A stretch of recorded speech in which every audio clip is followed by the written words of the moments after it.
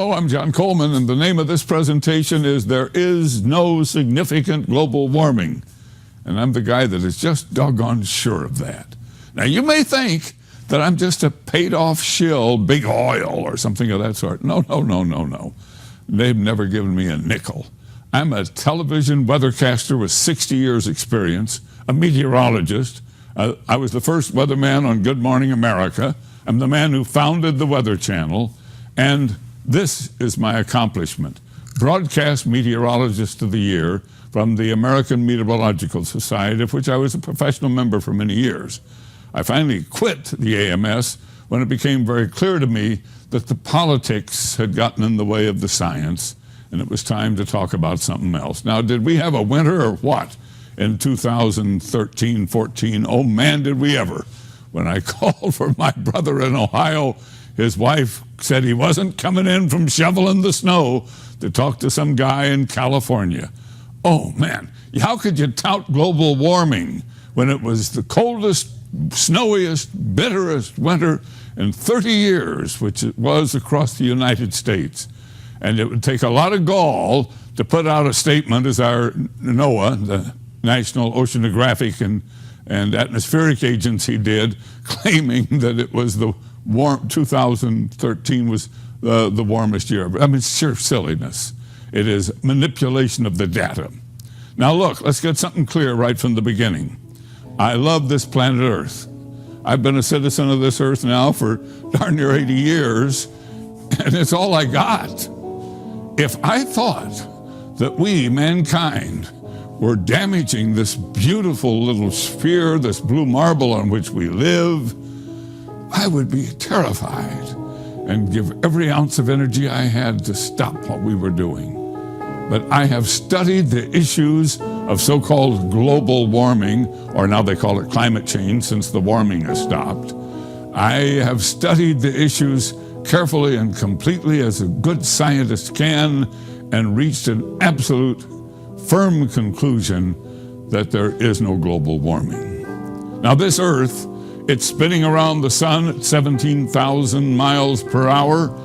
It is traveling with the sun in our little spiral off the Milky Way galaxy at over 100,000 miles an hour. And that galaxy is flying out in the universe as the Big Bang continues to expand the universe. And we are all traveling very, very fast. And what a ride.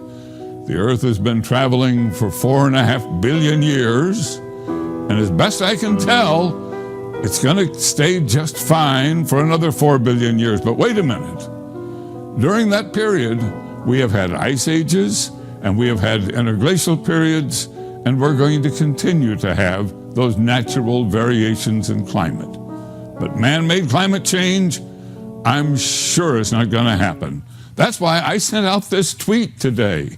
This tweet went out to Al Gore. It went out to the Intergovernmental Panel on Climate Change of the United Nations, to the Sierra Club, to the Democratic Party National Committee.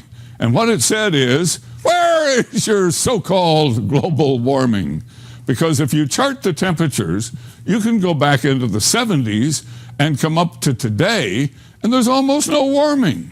I mean, less than 1 degree warming since 1978, and absolutely no warming since 1998.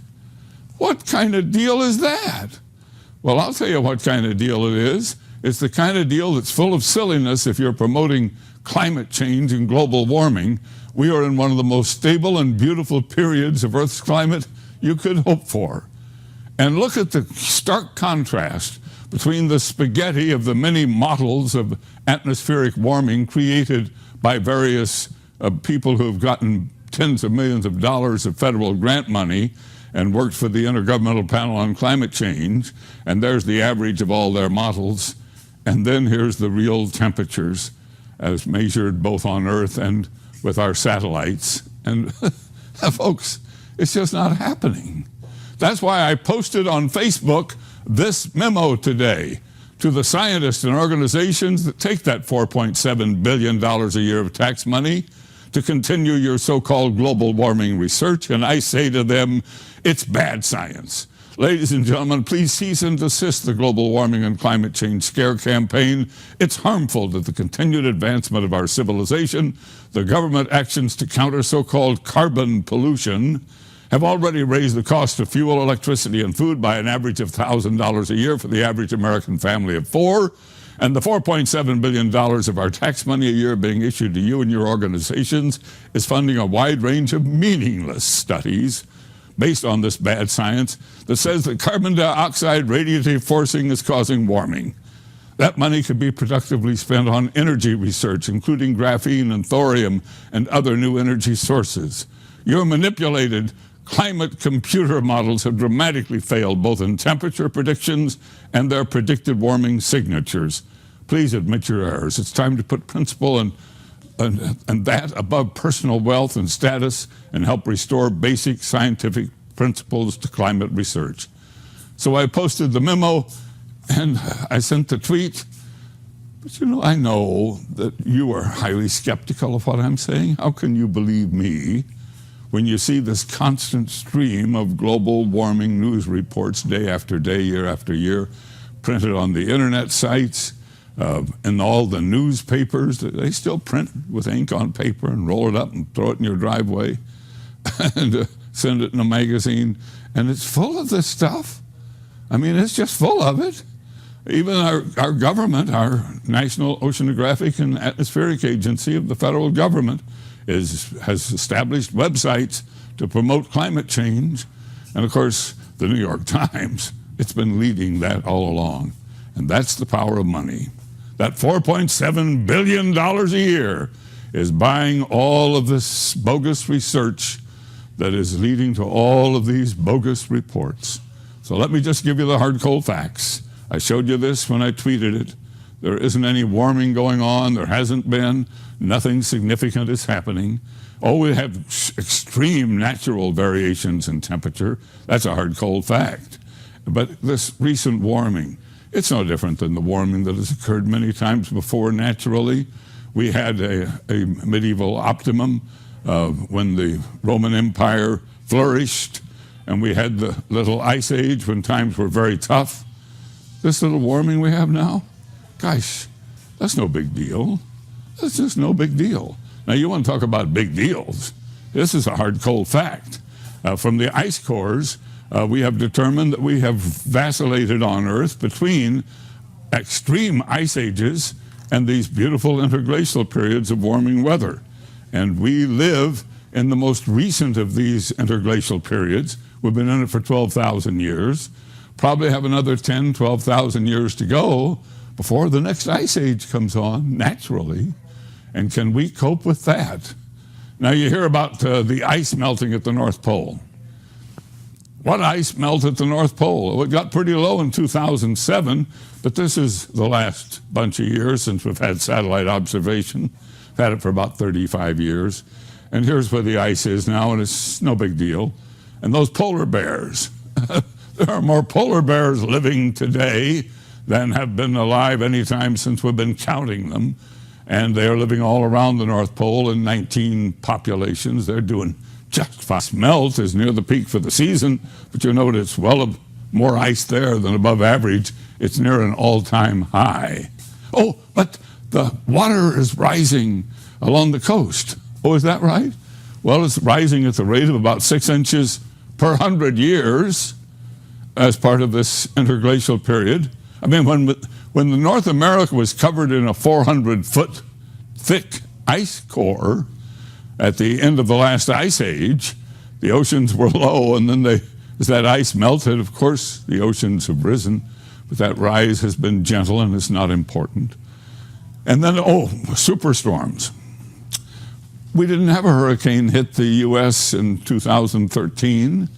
The year before, only a meager effort. And that so-called Superstorm Sandy, it was no big deal as hurricanes go. Didn't compare with Katrina, didn't compare with Andrew, and neither of those compared with the Galveston hurricane of 1900, long before man had any influence on climate. Oh, but tornadoes. How about those tornadoes? Well, here's the chart of tornadoes. Strong tornadoes have been diminishing. I mean, we now have so many good radars, and everybody's taking pictures with their phone. We see every tornado, it seems, that forms. But folks, there are fewer and less strong. Oh, and drought. Well, we had a big drought in Texas. It vanished. Now we have a big drought in California, getting a lot of publicity. If you look at the records, California falls into drought about once every 11, 12 years. And then we get an El Nino, and California gets the rain, comes out of the drought. I mean, we got 40 million people living in a desert. Of course they're going to have a water problem. So what? It's natural. It's not man-made. And it comes and it goes. It takes care of itself. Heat waves? What heat waves? We haven't had a killer heat wave since the 50s. So I've plotted all these hard, cold facts and presented them to you. And then I compare them to what you read in the press, what you hear on the air, what the networks tout. And you say, man, what a difference between reality and what's there. Does Coleman know his reality? You bet I do, folks. I study it every day. But how did this strange, bad science, how did this global warming, climate change, this crisis, how did it get started? Well, that's the story I'm going to tell you today. And that story begins with this great scientist, a man named Roger Revelle, who was a graduate of the University of California, Berkeley, in oceanography, who then served in the Navy during World War II, then became the director of the Scripps Institution of Oceanography, and who led research on the environmental impact of the atomic test on those atolls out in the Pacific following World War II, both atmospheric and ocean impact.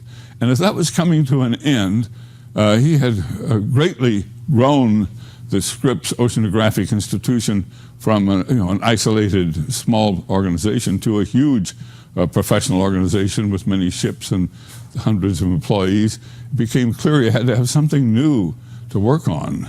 And that's when he decided that something had to give. So he hired this man, Hans Suess, a professor from the University of Chicago who had done studies on the effect of carbon in the atmosphere. And Revelle thought maybe there was something to that. So he and Suess did a research paper, and they put it out, in which they asked the question, is mankind's burning of fossil fuels to the coal in our stokers that were heating our homes, the oil in our cars, the fuel, old-fashioned gasoline in old-fashioned cars, was all of that creating a climate issue? And, this was the 1950s, folks, and the world was pretty well caught in a smog. I remember it as a boy. Most of you are probably too young to remember, but I got to tell you, you choked in the smog that hung over your towns during the winter months when all those coal-burning stokers were going, and the cars were just spewing out ash, and it was ugly because we were burning old-fashioned untreated fuels in old-fashioned cars. Well, that was the beginning. That paper that Suess and Revelle put out is actually the paper that started the global warming frenzy. Oh man, did they start something.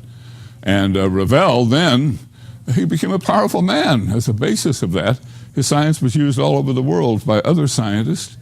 And he started campaigning to establish a campus of the University of California co-located with his Scripps Oceanographic Institution at La Jolla, California.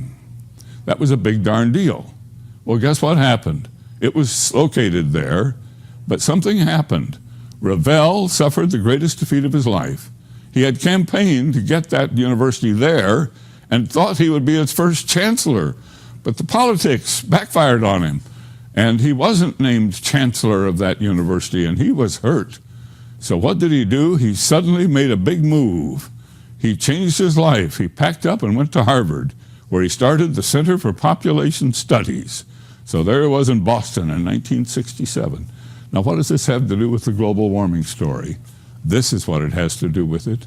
That first year, one of his students was this young man, Al Gore. The only science class Al Gore ever took. Revelle didn't remember having him in class. But Al Gore, who got a D in the course, was highly impressed. He was the son of a politician out of Tennessee, and he used what he learned there to start his global warming campaign. He wrote a book called Earth in the Balance. He ran for the U.S. Senate. He claimed that the Earth was being challenged by our burning of fossil fuels, and it got him elected to the U.S. Senate. And there in the Senate, he conducted hearings, bringing in scientists and spreading the scare of global warming. And that's when the money began to flow from the government to research. And this was the booby trap. Because once billions of dollars of government funding was going out to these organizations at universities and research groups across the nation, and they had to back that global warming claim that Al Gore was promoting with their research, the research began to pile up. And if you were a young scientist, you didn't have a choice. You couldn't put out a research paper that said, oh, what warming? You'd be out of a job. You'd lose your job, your car, your family. You'd be walking on the streets. No, you had to support it. Al Gore had taken Revell and Seuss's research paper and used it to start the global warming campaign. And what did Al Gore say? He said, this Roger Revell, he was my mentor. He's my hero. He's the man who spread the alarm. Well, there was another man that picked that up, this man, Maurice Strong. Maurice had become a bureaucrat at the United Nations, and in 1972 he had a conference in Stockholm on the environment, and his whole goal was a one world government. And he used the impetus of that global warming scare at that Stockholm conference to start the initiative that set up the Intergovernmental Panel on Climate Change. So now we had the U.S. government and the United Nations both promoting climate change, and it all came from that Revell Seuss paper and the research that followed and the dollars that were now flowing. And man, it was underway big time. So the IPCC, it had scientists and bureaucrats and politicians from throughout the world. It had the World Wildlife Federation, the Sierra Club, all the environmentalists, and they all got together and they voted that global warming was for real. Well, I got to tell you something. You don't settle science by a vote. It's not a political issue. It's not a vote. It's science. But never mind. They put out their reports, and they spent a lot of time telling us how we were destroying planet Earth. And they had fancy meetings in tropical locations throughout the world. And the scientists who supported global warming got the paid vacation trips to these big meetings and got to write these books and have their names and their careers. And man, it was a big deal.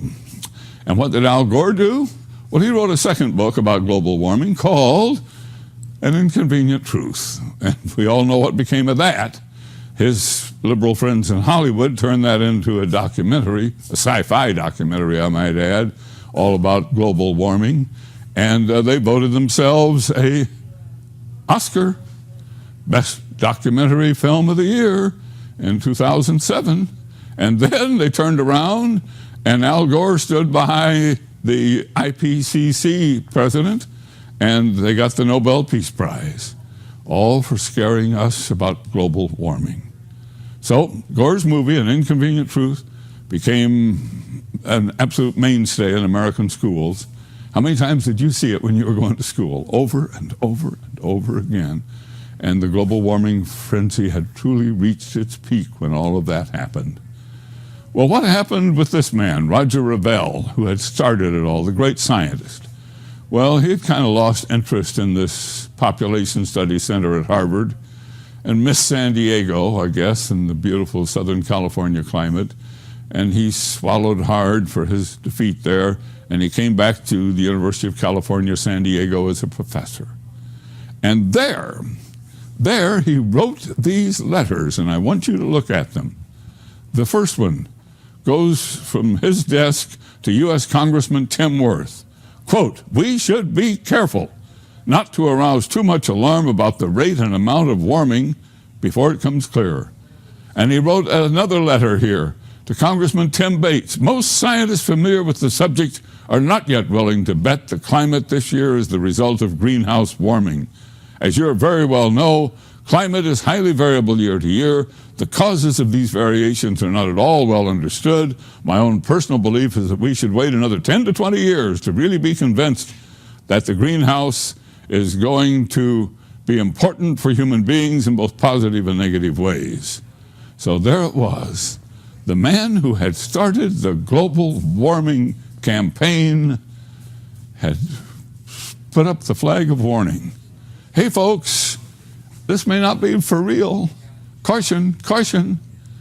Well, he even wrote an article that was published in a new science magazine called Cosmos. And he teamed with a professor, Fred Singer, to write that article. And that article was called "What to Do About Greenhouse Warming. It's Too Uncertain to Justify Drastic Action at This Time." Wow. The man who had started it? Well, how did Al Gore react to that?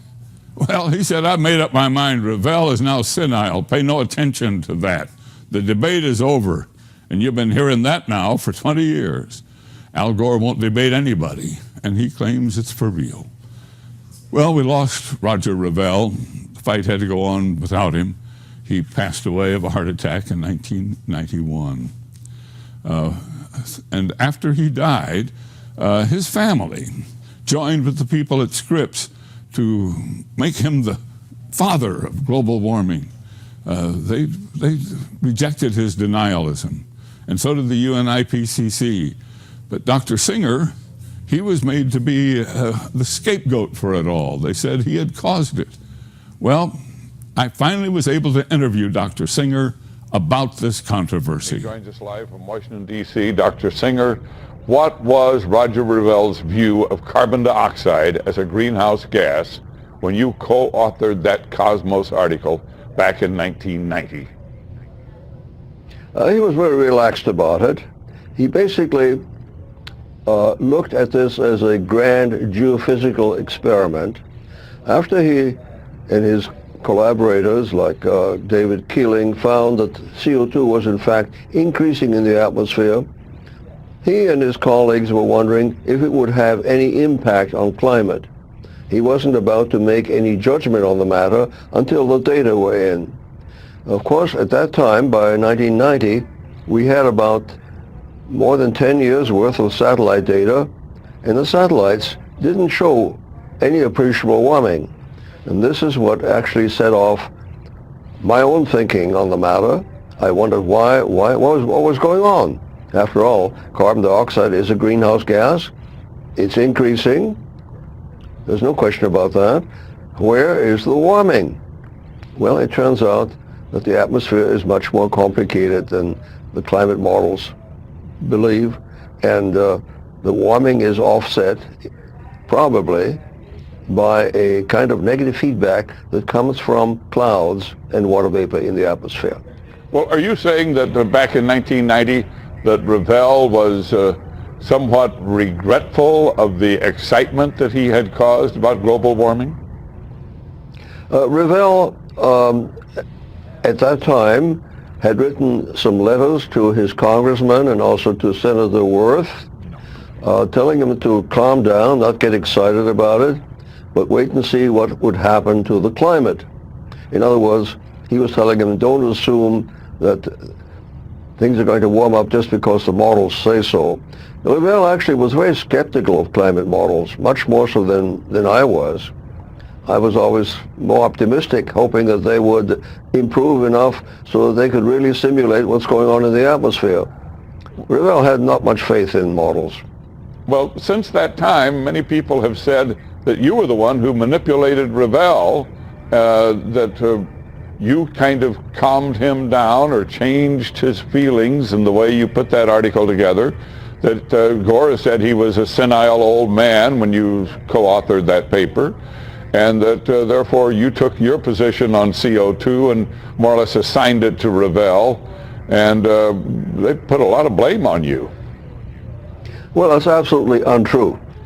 First of all, if you knew Revell, you would know that he was sharp to the very, very end, and you could not change his mind. I mean, he knew what he was doing all the time.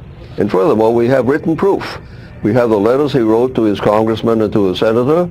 We also have an interview in Omni magazine.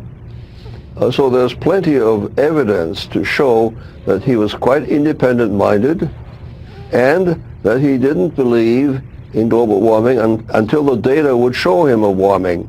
And by 1990, they really weren't. That is, the satellite data were not showing the warming. Did you and Revell talk about Gore at all? Actually, no, we never did, come to think of it. We only discussed the science. Revell's politics was very different from mine. He was, I think, a supporter of Gore. He was a liberal Democrat by inclination, and I think in every other way. But when it came to science, we completely agreed. Interview that I had with Dr. Singer. Now, he's not the only scientist, please understand this, who questions this global warming frenzy, this climate change scare. In fact, there are 9,000 PhDs that have signed a petition denying that CO2 is causing global warming. There's 31,000 scientists in total who have signed that petition. There is a whole organization of them. A huge group from NASA recently wrote to the United Nations and to the U.S. Congress saying, please stop the global warming scare. There is a strong movement opposed to global warming.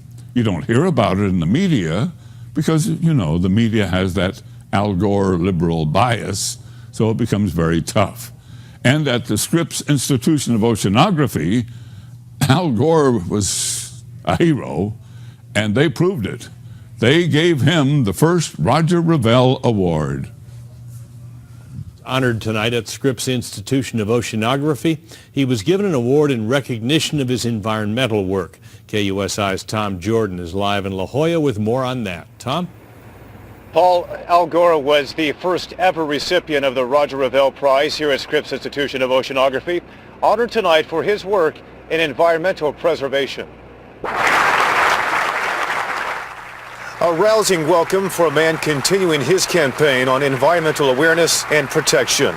Former Vice President Al Gore being honored for his efforts with the first ever Roger Revell Prize. I want to express my very deep and genuine gratitude for this honor. The award presented at this dinner marking the 100th birthday of the late Roger Revell, who headed Scripps Institution of Oceanography from 1950 to 1964.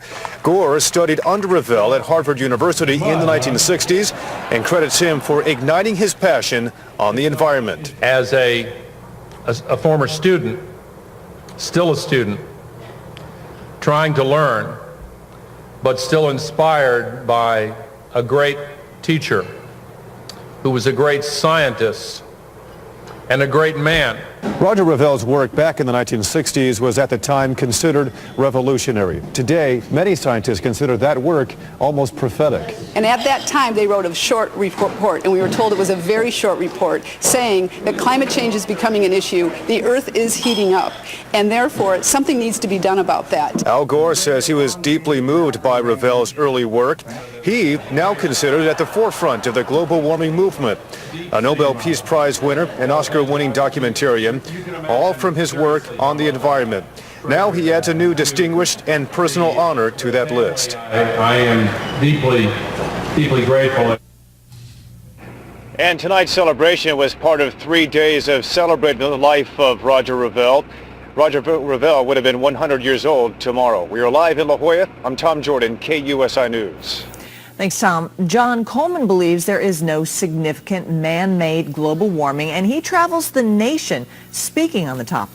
John has some insights now on Roger Revell's scientific research and the effect that it had on Al Gore. John? Well, Revell was a powerful man, a noteworthy scientist, and a significant force here in San Diego in the 1950s. There's no doubt that he's largely responsible for the high status of the Scripps Institute of Oceanography in its field, and for locating the University of California at San Diego, UCSD, at La Jolla. While serving as director of Scripps, Revell and one of his researchers wrote the first modern scientific paper that linked carbon dioxide released in the air from the burning of fossil fuels and the greenhouse effect, and the warming of temperatures. Well, this triggered an avalanche of research that eventually became the impetus behind the United Nations Intergovernmental Panel on Climate Change and the entire global warming encountered student, Albert Gore. He involved Gore and his classmates in the tabulating of data from a carbon dioxide study. Gore was so impressed, he wrote about it in his 1992 book, Earth in the Balance. That became the story for the movie An Inconvenient Truth, the Oscar and the Nobel Peace Prize, and some people say $100 million all came from that. There is no doubt Roger Revelle had a major impact on Vice President Gore's life. But there's a twist. In 1988, Roger Revelle was having second thoughts about whether carbon dioxide was a significant greenhouse gas. He wrote letters to 2 congressmen about it. And in 1991, he co-authored a report for the new science magazine Cosmos, in which he expressed his strong doubts about global warming and urged more research before any remedial action was taken. At that point, Mr. Gore pronounced Revelle senile and refused to debate global warming. He continues to refuse to debate. Many offers of thousands of dollars have been made for debate. He refuses. Today, Gore sequestered the media at this event, and he set forth rules: no questions, no interviews. I have learned that in 1991, Roger Revelle made what was his final speech at the high-powered, very private summer enclave of powerful men and politicians at the Bohemian Grove in Northern California. There he apologized for his research, for sending so many people in the wrong direction on global warming, and he worried about the political fallout from the UN IPCC and Al Gore. A man named Don Michael Schmedman, who lives in the San Francisco area, was there that day, and he remembers the Revelle speech very well. He has told me about it in some detail. So think of the irony. Today, Al Gore received the first Roger Revelle Award, honoring the man who sent him on his global warming campaign.